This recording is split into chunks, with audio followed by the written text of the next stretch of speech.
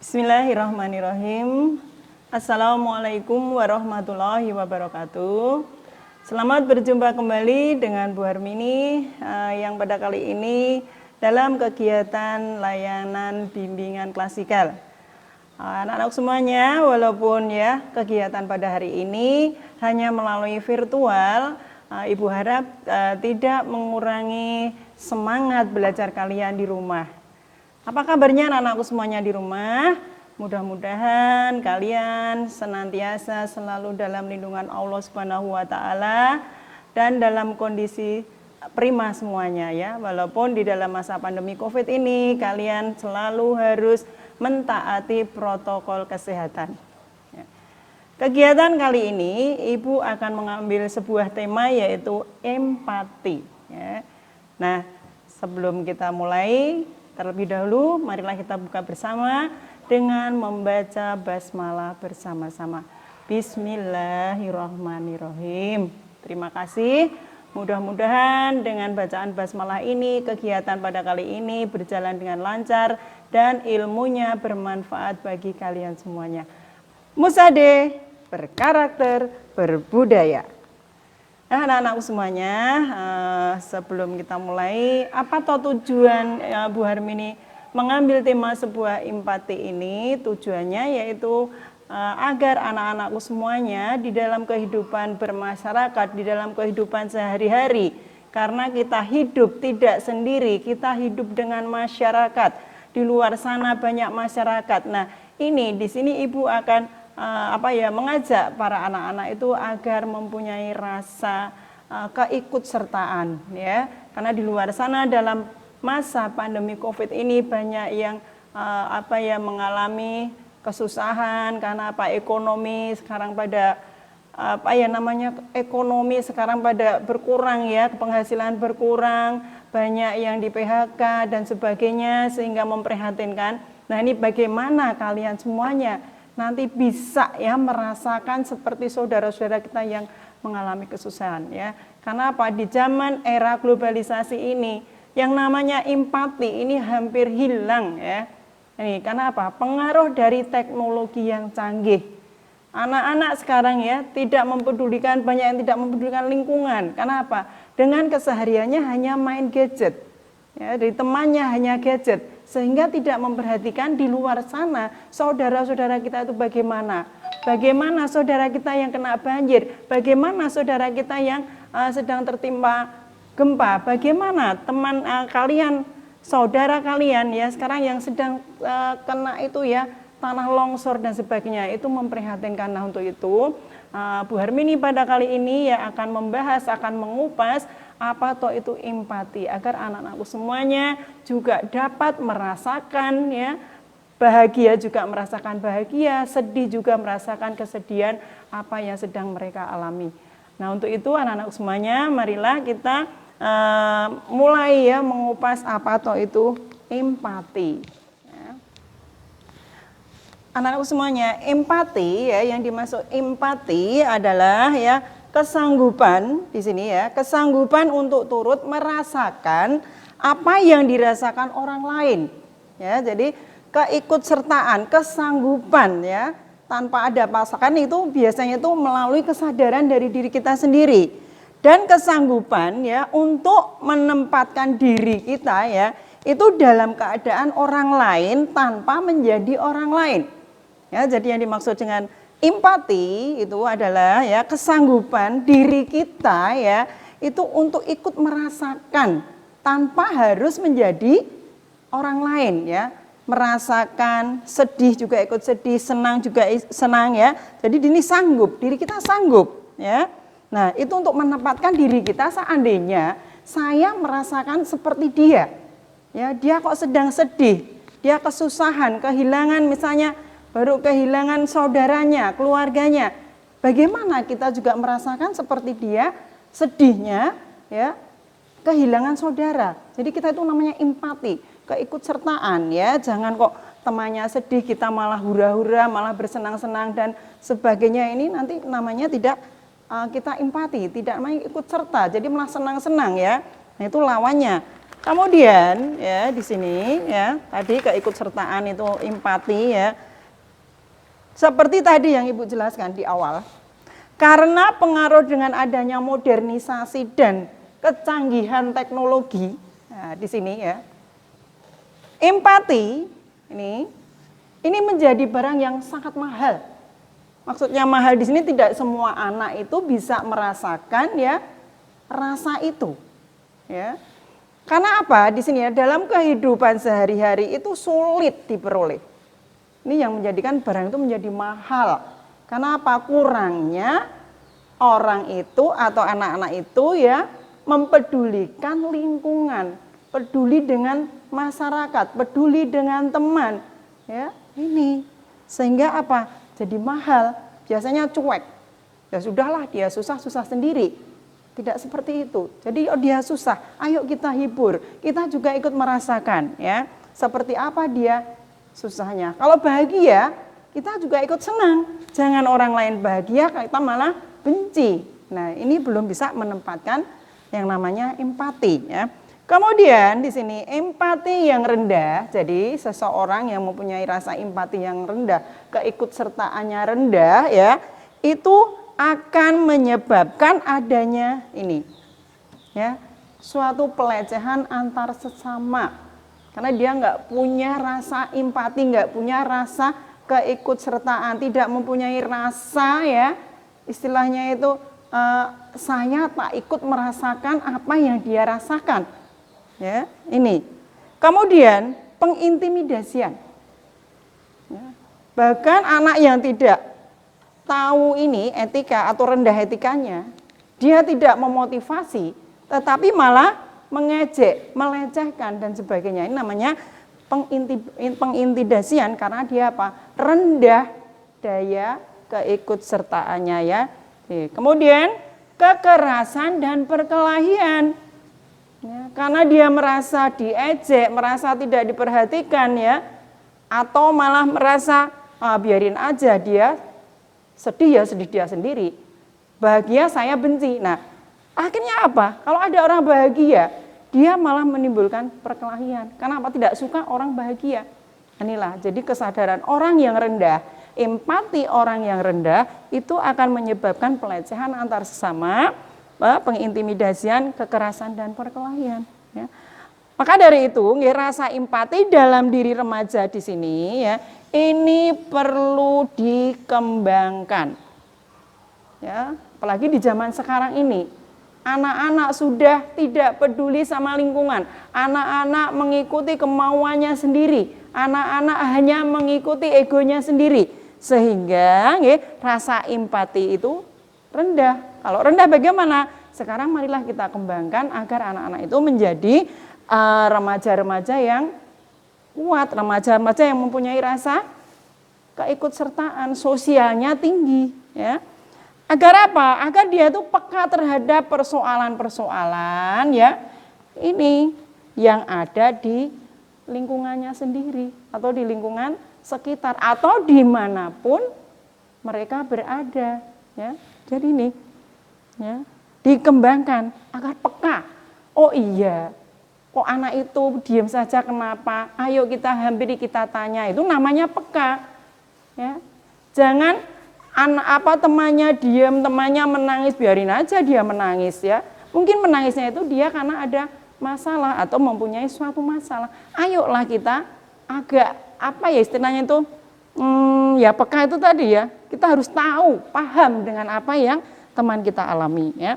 Kemudian kemampuan untuk memaknai atau memahami ya orang lain di sini itu merupakan suatu kunci dalam menciptakan ya hubungan sosial yang baik.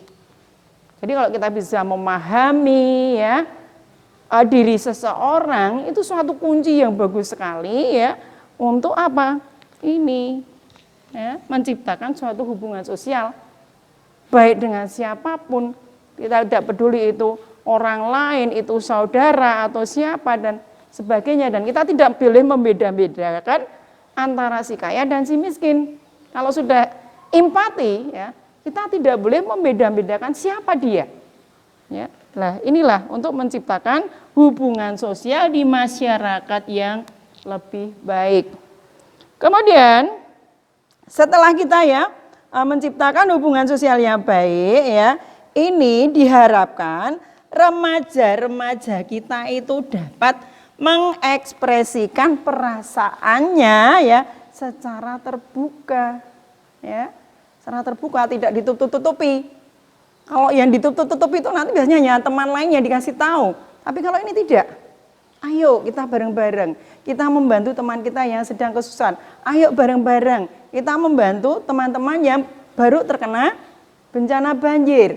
Oh iya, dia baru terkena misalnya musibah di keluarganya. Ayo bareng-bareng kita bantu. Apalagi sekarang maaf anak-anak akan mempunyai grup, namanya grup. Kalau ibu mengatakan geng, dia nggak rela. Itu grup Bu, bukan geng. Sekarang Anda punya geng, punya grup. Tolong grup itu grup yang baik, geng-geng yang baik, yang sifatnya apa tadi? Sosial. Jangan geng hanya malah mencelakakan orang lain. Itu geng grup yang tidak baik. Kenapa? Itu dia mengarah ke hal-hal yang negatif. Jadi kalau punya kru punya grup, misalnya grup kelas 8A misalnya. Di sini ada grup atau kelompok sebagian anak kelas 8A. Apa tujuannya grup itu? Ingin membantu bersifat sosial membantu teman-teman atau saudara-saudara yang kena musibah atau yang perlu dibantu. Nah, seperti itu namanya jiwa sosialnya itu tinggi jadi kita harus tahu peka terhadap lingkungan kita masing-masing, baik di lingkungan sekolah, di lingkungan keluarga, maupun di lingkungan masyarakat sekitar, dimanapun kalian berada. Kemudian, apa itu empati? Empati itu ini dibangun itu berdasarkan kesadaran sendiri, tanpa dipaksa oleh orang lain, tidak ada paksaan. Sesuatu hal yang dilakukan secara sadar, kesadaran sendiri tanpa paksaan orang lain itu akan menghasilkan istilahnya itu hal-hal yang baik, ikhlas. Sehingga dia itu bekerja juga dengan ikhlas, membantu dengan ikhlas. Karena apa? Tanpa paksaan. Jadi nanti di luar sana dia tidak gerundel istilahnya Jadi semakin terbukanya seseorang terhadap emosinya masing-masing, ini semakin terampil ia membaca perasaan orang lain juga. Bagaimana kita mempunyai keterampilan untuk membaca perasaan orang lain. Sebagai contoh di sini ada anak-anak atau teman-teman itu kan biasanya ada yang anti sama temannya atau agak-agak ngiri sama temannya. Itu kalau bicara sama temannya yang lain itu biasanya ditutup-tutupi begini. Kalau gini yang diajak bicara sana, kok matanya noleh ke sana, lirik ke sana. Nah, inilah suatu pengintimidasian juga Jadi perasaan orang lain itu bisa dibaca. Bagi orang yang peka, dia ngomong sama si A kok yang dilirik saya, berarti dia ngerasani saya. Nah, inilah. Jadi kita harus peka bagaimana ekspresi seseorang itu agar kita itu bisa memahami dia. Nah, inilah suatu hal atau suatu tindakan itu yang sangat-sangat anak-anak butuhkan. Jadi misalnya saya ada di suatu tempat, kita ada di suatu tempat, kita tuh tahu gerak-gerik orang yang suka dan tidak suka, yang mau menolong dan tidak menolong itu kita tahu. Jadi ini pesan dari Bu Hermini sebenarnya ada di sini ada cerita pendek tapi tidak mungkin Ibu menceritakan di sini Itu cerita dari Korea antara dua saudara itu mendapat warisan. Kalau budaya orang Korea yang mendapat harta warisan itu anak yang pertama. Anak sulung itu dapat warisan yang pertama. Kemudian anak yang kedua itu nanti terserah yang sulung ini membaginya seberapa. Tapi orang tua selalu memberi pesan bahwa harta harus dibagi dengan adiknya. Akan tetapi ya di cerita itu kakaknya itu serakah, adiknya malah diusir, tidak diberi apa-apa. Akhirnya adiknya hidupnya terlunta-lunta kesusahan. Suatu hari, ini singkat saja ceritanya, suatu hari adiknya tuh datang pas nggak punya beras, nggak punya apa-apa, datang ke kakaknya yang memiliki harta dari ayahnya itu pun tidak diberi. Akhirnya dia dengan sabar hati, diterima dengan ikhlas, dengan berusaha, Allah memberi rezeki pada dia, akhirnya dia bisa melebihi kekayaannya daripada kakaknya. Ya, dan kakaknya itu malah kena musibah banjir. Akhirnya hartanya habis. Setelah itu dia lari ke adiknya, karena sekarang adiknya sudah hidup bahagia dengan harta yang melimpah, kaya raya. Akhirnya apa? Adiknya berjiwa besar, diterima, ya, malah jadi satu di situ. Nah, disinilah, ya, siapa di sini yang mempunyai rasa empati? Ini adalah seorang adik. Dia masih mempunyai rasa kasihan, rasa iba, walaupun dalam waktu kesusahan dia itu selalu dihina oleh kakaknya. Nah, jadi ibu pesan, mudah-mudahan anak-anakku semuanya besok ya, atau mulai sekarang, yuk kita peka terhadap lingkungan sosial kita. Kita hidupkan, kita kembangkan emosi, perasaan kita untuk sesama ya. Insya Allah yang sedikit ini, mudah-mudahan ilmunya bermanfaat, mudah-mudahan anak-anak bisa melaksanakan contoh seperti ini dalam kehidupan sehari-hari. Ya, nah, jadi beginilah anak-anak semuanya, tentang empati yang sedikit, mudah-mudahan bermanfaat ya, sedikit tapi padat isinya dan mengena bagi anak-anakku semuanya. Ya, demikianlah anak-anakku semuanya. Jadi inti dari kesimpulan atau inti dari empati, ibu hanya berharap ya, anak-anakku semuanya harus mempunyai rasa kesadaran diri, keikutsertaan diri. Ikut serta tapi nggak sadar, saya kira tidak ikhlas ya. Jadi sadar akan dirinya sendiri, itu ikut merasakan apa yang sedang dirasakan oleh orang lain. Dan marilah kita kembangkan ya empati ini dengan sebaik-baiknya agar remaja-remaja di masa kini nanti menjadi orang-orang yang sukses, orang-orang yang tanggap, orang-orang yang peka terhadap lingkungan sosial masyarakat yang akan anak-anak kita alami nanti di masa-masa depannya. Kemudian anak semuanya, ini nanti ada tugas, nanti dilihat ya di link di bawah ini tugasnya. Dan ibu harap mudah-mudahan di minggu-minggu yang akan datang kita berjumpa kembali dengan membahas materi-materi yang lain. Salam dari Bu Hermini untuk orang tua kalian semuanya di rumah. Ya, saya kira itu anak-anak semuanya ya. Jangan lupa ya, di dalam masa pandemi Covid, walaupun anak-anakku semuanya itu belajar dari rumah melalui daring atau online, tolong ibu ingatkan sekali lagi, bagi anak-anakku semuanya yang belum menyelesaikan tugas-tugas PDR secara online, ya, dari Bapak Ibu guru, dari semua mapel, tolong segera dikerjakan ya dengan sebaik-baiknya. Karena apa? Nanti itu akan menjadi nilai penentu nanti di kenaikan kelas. Yang kelas 1 nanti naik ke kelas, yang kelas 7 ya, kelas 1, kelas 7 naik di kelas 8, yang 8 naik di kelas 9, yang kelas 9 nanti akan segera meninggalkan SMP, ya toh, akan musade, lulus dan melanjutkan ke jenjang yang lebih tinggi lagi. Saya kira itu saja anak-anakku semuanya ya. Jika ada pertanyaan, boleh nanti melalui WA atau telepon ke nomor Bu Hermini, atau nanti lewat ke wali kelas masing-masing juga boleh, biar nanti disampaikan ke saya, atau melalui grup kelas ya, WA, WhatsApp grup kelas masing-masing. Marilah anak-anak semuanya, pertemuan pada kali ini kita tutup dengan bacaan hamdalah bersama-sama. Alhamdulillahirobbil alamin. Wassalamualaikum warahmatullahi wabarakatuh.